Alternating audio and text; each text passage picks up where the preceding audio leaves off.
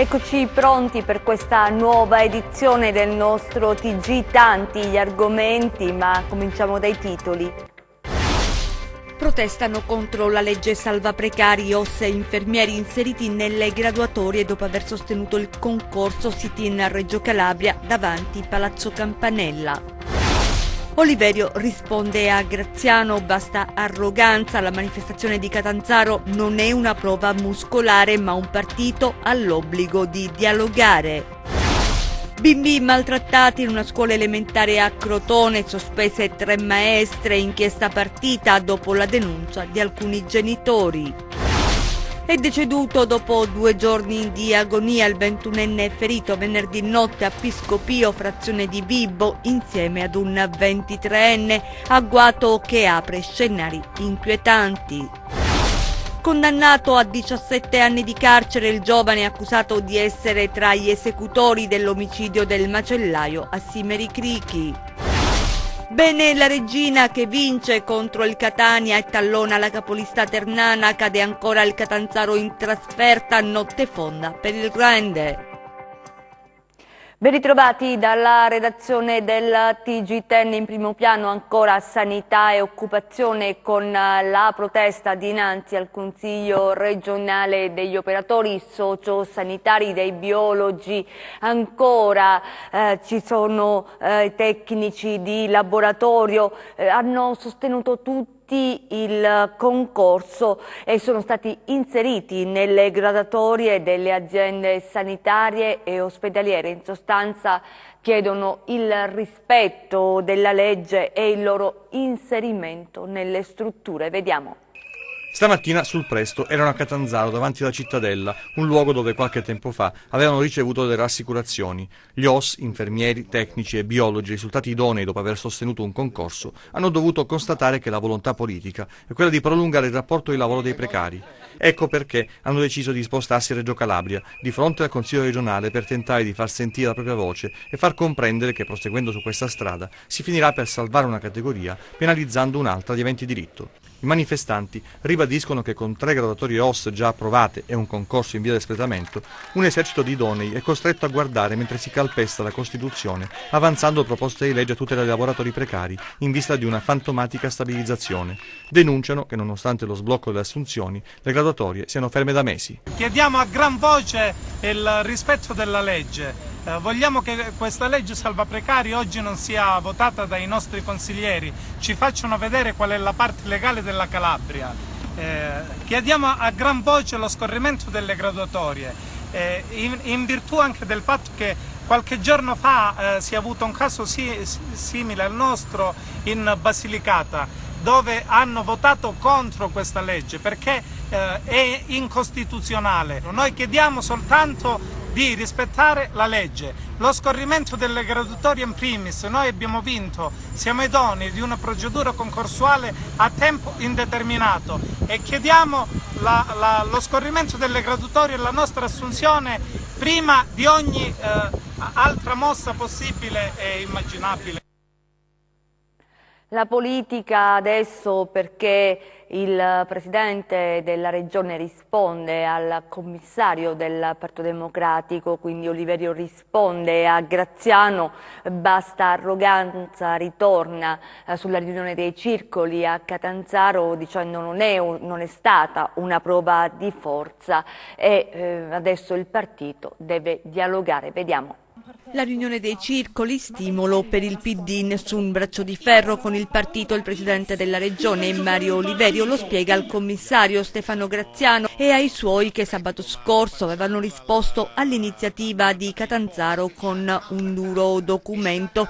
Non arretra sulla candidatura, ma il governatore smorza i toni.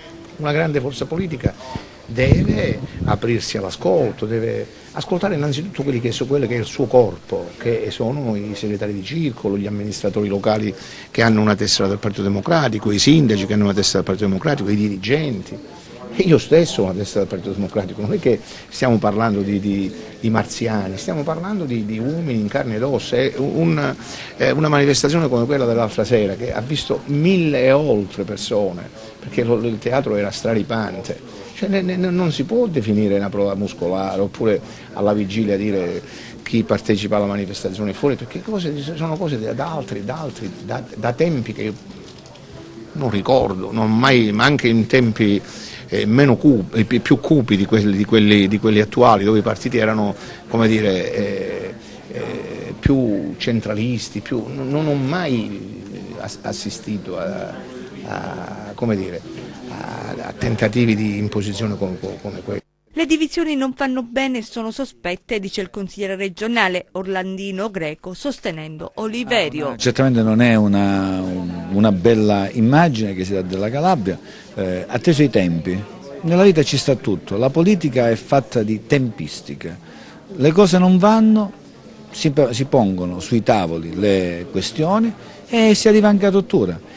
Ma le rotture che vengono fatte un mese prima delle elezioni quantomeno scontano il sospetto, e lo dico anche ai colleghi, ma io nella mia vita amministrativa non andavo d'accordo con il sindaco o l'amministratore, io prendevo le distanze. È troppo comodo mantenere le cariche istituzionali e poi sparare a zero. Questa è una cosa che chiaramente non è bella per la Calabria, non è una bella immagine. Oliverio sono convinto che andrà avanti spiegando ai calabresi, probabilmente non l'ha fatto bene, ma lo dovrà spiegare ancora meglio ai calabresi quello che la Calabria è stata capace di fare, e alla fine ci sarà il responso delle urne. Io sono cresciuto con l'educazione ai valori, e uno dei valori più importanti dei miei genitori è la lealtà. Una brutta storia adesso che arriva da Crotone, dove 3 maestre di una scuola elementare sono state sospese dal servizio, avrebbero maltrattato gli alunni. Le indagini sono partite proprio dopo la denuncia dei genitori. Vediamo. Eccole alcune insegnanti di una scuola elementare di Papanice riprese da una telecamera posta all'interno delle aule a loro insaputa mentre si rendevano responsabili del reato di maltrattamenti aggravati verso fanciulli. Bimbi di soli 7 anni, costretti a subire strattoni, sculaccioni e insulti da 3 insegnanti, a cui questa mattina i carabinieri di Crotone hanno notificato un'ordinanza di applicazione della misura interdittiva della sospensione dall'esercizio di pubblico ufficio o servizio emessa dal Tribunale di Crotone su richiesta della Procura. I maltrattamenti avvenivano in una scuola primaria sita a Crotone nella frazione Papanice. L'indagine, partita nel mese di aprile e si è conclusa poco prima della fine dell'anno scolastico, è stata interamente condotta dai carabinieri di Crotone dopo una serie di denunce di alcuni genitori che hanno riferito ai militari il racconto dei propri figli costretti a subire violenze fisiche e verbali. Le investigazioni condotte attraverso attività tecniche di intercettazioni audio e video in aula hanno poi consentito di accertare le plurime azioni di maltrattamenti, in particolare strattoni, sculaccioni e insulti rivolti agli alunni e poste in essere da 3 insegnanti dell'Istituto Comprensivo di Papanice. È morto dopo 2 giorni di agonia il 21enne raggiunto da colpi di arma da fuoco a Piscopio, siamo nel Vibonese. Salvatore Battaglia è deceduto nel reparto di rianimazione dell'ospedale di Catanzaro. Era parente di Rosario Battaglia, ritenuto al vertice del locale di 'ndrangheta di Piscopio. Nell'agguato di venerdì notte è rimasto ferito anche un 23enne. Sentiamo. Non ce l'ha fatta Salvatore Battaglia, il 21enne raggiunto da colpi di arma da fuoco venerdì notte a Piscopio. Dopo 2 giorni di agonia è deceduto nel reparto di rianimazione dell'ospedale di Catanzaro, dove era stato ricoverato dopo l'agguato. Le sue condizioni sono apparse subito gravissime. 2 proiettili lo hanno raggiunto al collo, causandogli la frattura della mandibola e di 2 vertebre. Ferito in maniera meno grave invece l'altro giovane, Giovanni Zuliani, 23 anni, attinto dai colpi di pistola alle gambe e tuttora ricoverato nel reparto di ortopedia del Pugliese Ciaccio. Quella notte i 2 erano insieme, si trovavano nei pressi della villa comunale della frazione alle porte di Bibo. Erano in corso i festeggiamenti in onore del santo patrono, ma qualcuno, incurante della gente presente, ha sparato contro i 2 giovani. Un agguato plateale che apre scenari assai inquietanti. La vittima infatti era il cugino di Rosario Battaglia, 35 anni, ritenuto il leader del clan dei Piscopisani, attualmente detenuto in quanto condannato in primo grado all'ergastolo per l'omicidio del boss di Stefanaconi, Fortunato Fortunato Patania, ucciso nel settembre del 2011 nel suo distributore di carburanti nella Valle del Mesima. Ad aprile è stato inoltre destinatario di un'altra ordinanza di custodia cautelare nell'ambito dell'operazione Rimpiazzo, perché accusato di aver diretto e promosso il clan dei Piscopisani. Adesso resta da capire se qualcuno venerdì notte abbia sparato contro i due giovani dopo una lite, oppure se si tratta di un agguato preparato nei minimi dettagli da parte di componenti del clan avversario. Le indagini dei carabinieri di Vibo sono in corso. Diverse persone del posto sono state sottoposte a perquisizione STUB. Al vaglio degli investigatori anche le immagini delle telecamere di videosorveglianza presenti nella zona. E parliamo adesso dell'omicidio Rosso, lo ricorderete nel 2015 a Simeri Crichi. Oggi c'è stata la condanna per il 28enne accusato di essere tra gli esecutori del delitto. Vediamo. È stato condannato a 17 anni di carcere, lo ha deciso il giudice per le udienze preliminari di Catanzaro. Danilo Monti, 28 anni, accusato di essere stato tra gli esecutori dell'omicidio di Francesco Rosso, 34 anni, il macellaio, ucciso il 14 aprile del 2015 a Simeri Mare nel Catanzarese, mentre si trovava all'interno del suo negozio. Il giovane, che ha scelto il rito abbreviato, era stato arrestato dai carabinieri di Catanzaro.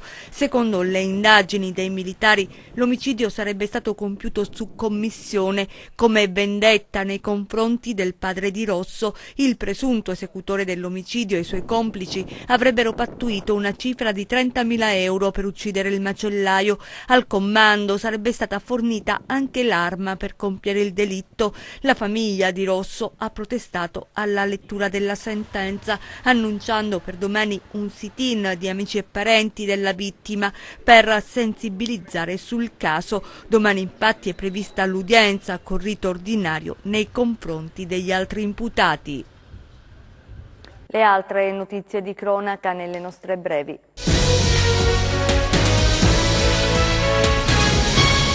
Del 25enne di Bisignano, Luigi Fumarola, il corpo senza vita ritrovato lo scorso 16 agosto fra Acri e Bisignano nel Cosentino. Lo conferma l'esame del DNA effettuato sul cadavere in avanzato stato di decomposizione. Il giovane era scomparso dai primi di luglio.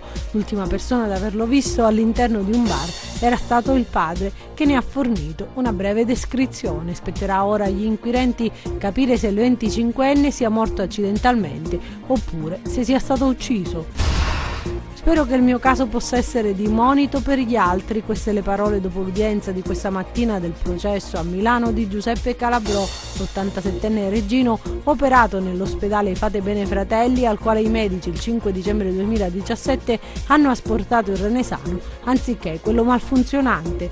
Devono rispondere di lesioni colpose aggravate. Il dibattimento che si è aperto oggi è stato rinviato al 9 dicembre per consentire ai medici, come annunciato dalle difese, di presentare una nuova offerta risarcitoria dopo che nei mesi scorsi la cifra proposta non è stata ritenuta congrua. In poco meno di un anno sono state 320 le vacche sacre, i bovini cioè vaganti nelle campagne del Reggino, con pesanti conseguenze per l'agricoltura e la sicurezza stradale, gestiti da cosche dell''ndrangheta, catturate grazie alla task force coordinata dal commissariato di Cittanova della Polizia di Stato con l'ausilio della Polizia Provinciale e dei Carabinieri Forestali. E la Polizia di Stato ha festeggiato ieri il santo patrono San Michele Arcangelo. A Cosenza la messa in cattedrale e poi uno spettacolo di beneficenza a Rendano in collaborazione con l'AIL. Vediamo. Cattedrale gremita a Cosenza per la celebrazione in onore di San Michele Arcangelo, patrono della Polizia di Stato. Da 70 anni San Michele è proclamato patrono da Papa Pio XII il 29 settembre 1949. Viene invocato e celebrato per continuare ad infondere la sua protezione e il suo coraggio a poliziotte e poliziotti, ma anche alle loro famiglie.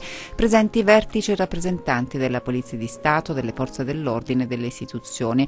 Durante la celebrazione religiosa il vescovo Monsignor Francesco Nolè ha sottolineato che per combattere la criminalità è necessario anche formare le coscienze. Bisogna formare le nuove coscienze, i giovani alla legalità, ma anche a sapersi rispettare tra di loro, a collaborare, perché abbiamo tanto bene sia morale sia spirituale e sia anche i beni della natura, che però vogliamo usufruirne da soli, e come diceva la parola di Dio, quando uno pensa solo a se stesso, alla fine non sarà benedetto dal Signore, quindi automaticamente si mette fuori dalla Chiesa. Il questore Giovanna Petrocca ha voluto sottolineare l'importanza del rapporto di vicinanza della Polizia di Stato ai cittadini, ma anche l'impegno nella solidarietà. Abbiamo organizzato dopo la messa al Duomo uno spettacolo di beneficenza insieme all'AIL, appunto finalizzato alla ricerca di finanziamenti per la ricerca sul tumore e sulla leucemia,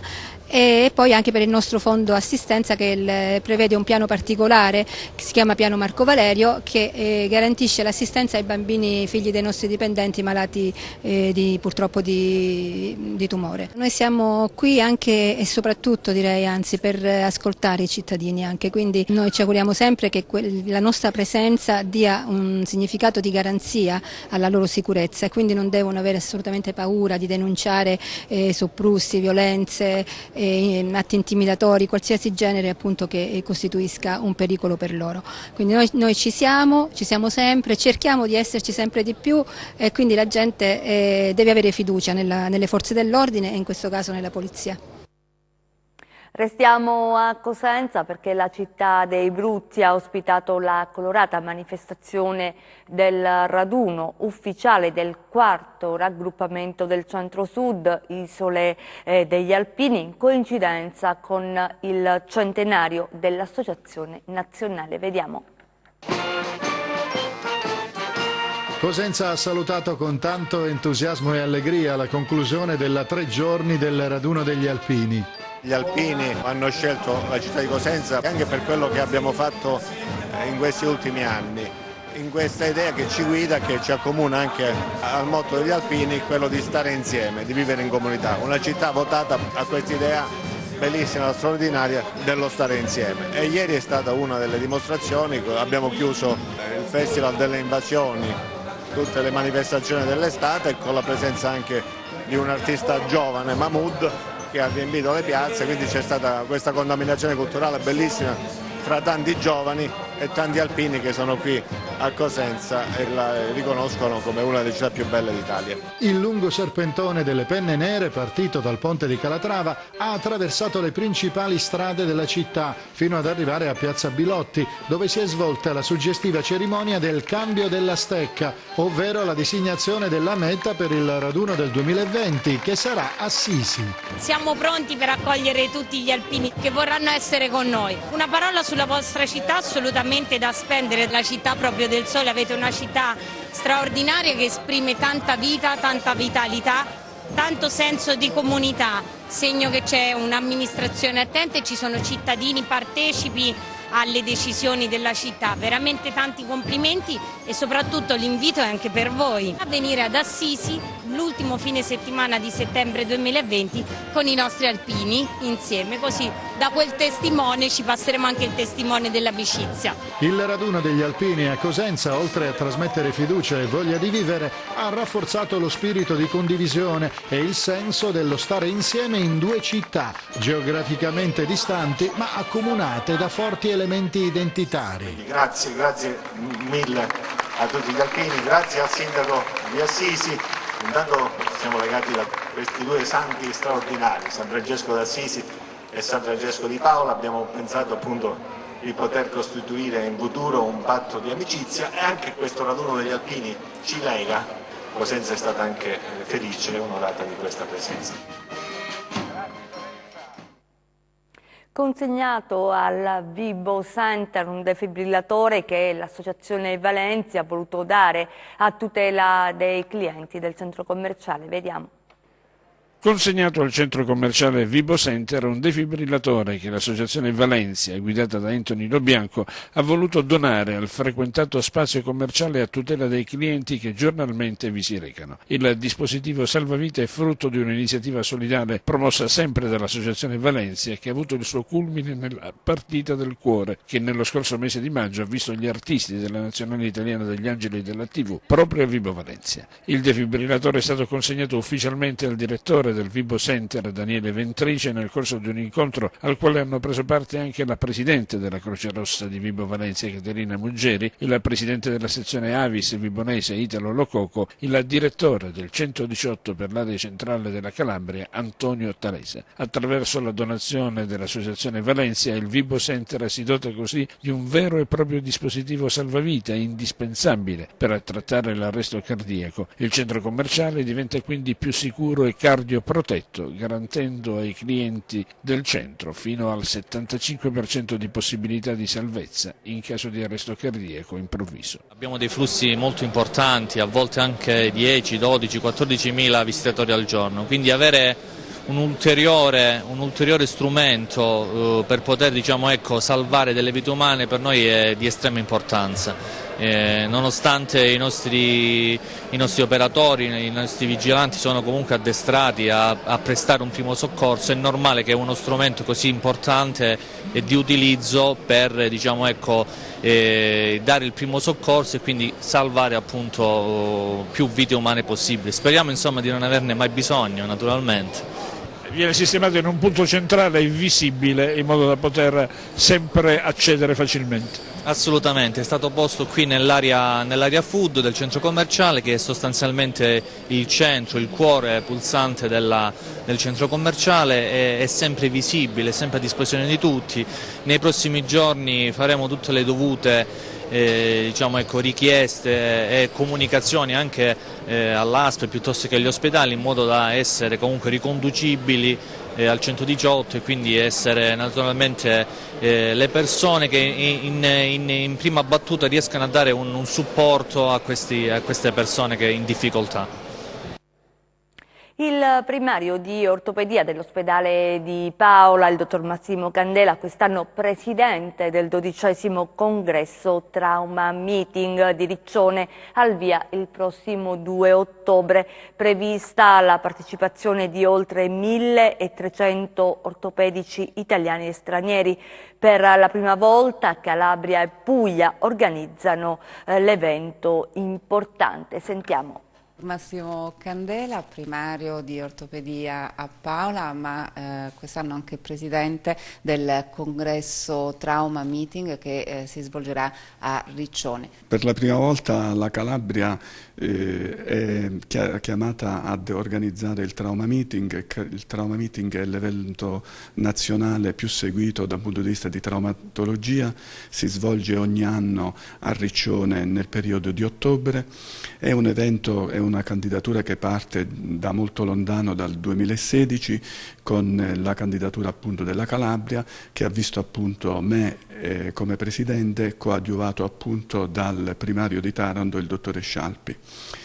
È un qualcosa che ci riempie di orgoglio e di gioia per noi calabresi, perché dobbiamo evidenziare che in Calabria non c'è soltanto cattiva sanità, ma ci sono anche delle professionalità che con grossi sacrifici e con mezzi ristretti si fanno apprezzare anche a livello nazionale. Si possono ottenere grossi risultati anche partendo dalla periferia, e questo io devo ringraziare l'ospedale San Francesco e tutta la mia equipe a Paola. Parliamo degli argomenti che saranno affrontati quest'anno. Gli argomenti scelti sono l'appropriatezza dell'uso dei mezzi di sintesi in traumatologia e la prevedibilità degli esiti in traumatologia. L'utilizzo appunto di mezzi di sintesi più appropriati, soprattutto col fatto che le aziende ci mettono a disposizione nuove tecnologie, nuovi materiali, ci permettono appunto di cercare di ovviare, di limitare al massimo quegli esiti che un politraumatizzato può avere. La Regina, siamo allo sport, sfrutta il fattore Granillo e supera anche il Catania Amaranto in scia della capolista ternana, ma il Catanzaro, che perde a Caserta, non riesce a risollevarsi. Il Rennes sconfitto anche dalla Potenza, mentre la Vibonese porta via un punto dal Viterbo. Vediamo. Al Granino non sbaglia un colpo, la Regina vince anche con il Catania e continua a tallonare la Ternana. È il solito Corazza a spianare la strada verso il successo con un gol immediato favorito dall'assist di Garufo, Amaranto in vantaggio dopo soli 120 secondi davanti a 12.000 spettatori che spingono la squadra di Toscano al quarto successo casalingo consecutivo. Catania fatica a entrare in gioco e i padroni di casa sfidano il raddoppio, anzi lo realizzano perché il gol annullato a Corazza è decisamente regolare, salvo che per il direttore di gara che inspiegabilmente non convalida. I siciliani tirano un sospiro di sollievo, ma quando creano l'occasione per mettere in difficoltà Guarna, la falliscono sia con Mazzarani che nella ripresa con Curiale, lento e macchinoso nello stop. Finale concitato ma senza novità eclatanti, la Regina può proiettarsi verso la trasferta di Pagani.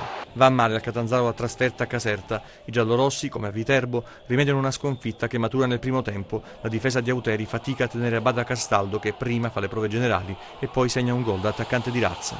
La reazione degli ospiti produce qualche occasione con Canutè e Bianchimano, ma i campani raddoppiano sul fine del primo tempo con Starita, bravo ad approfittare di uno spiovente in area per siglare il 2-0.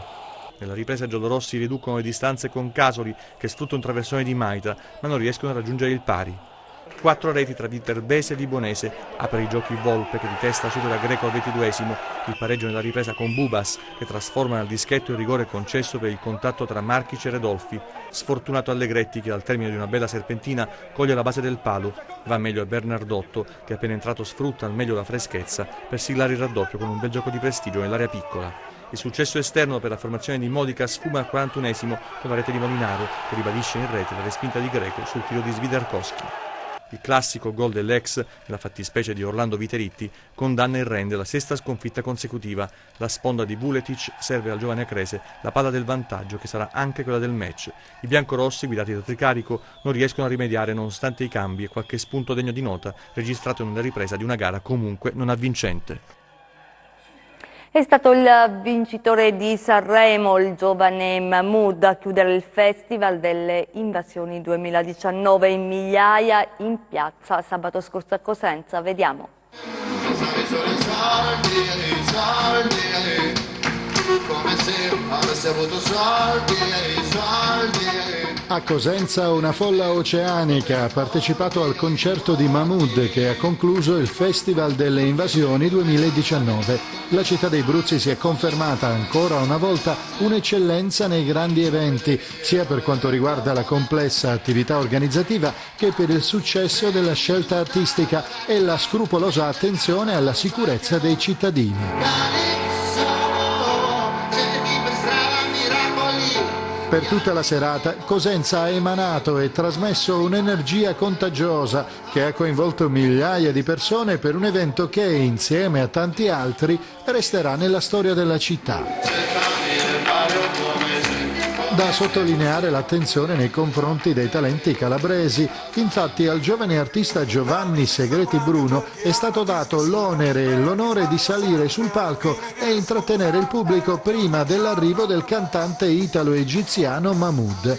La serata conclusiva del Festival delle Invasioni 2019 ha regalato anche l'emozione di una festa collettiva diffusa in tutta la città, nelle vie e nei locali. Una gioia dilagante, ha commentato il sindaco Mario Chiuto, nel segno dei mix musicali e delle contaminazioni contemporanee. Quando suona sempre il Mario, quando suona sempre il Mario, quando suona sempre... Chiudiamo con le previsioni del tempo.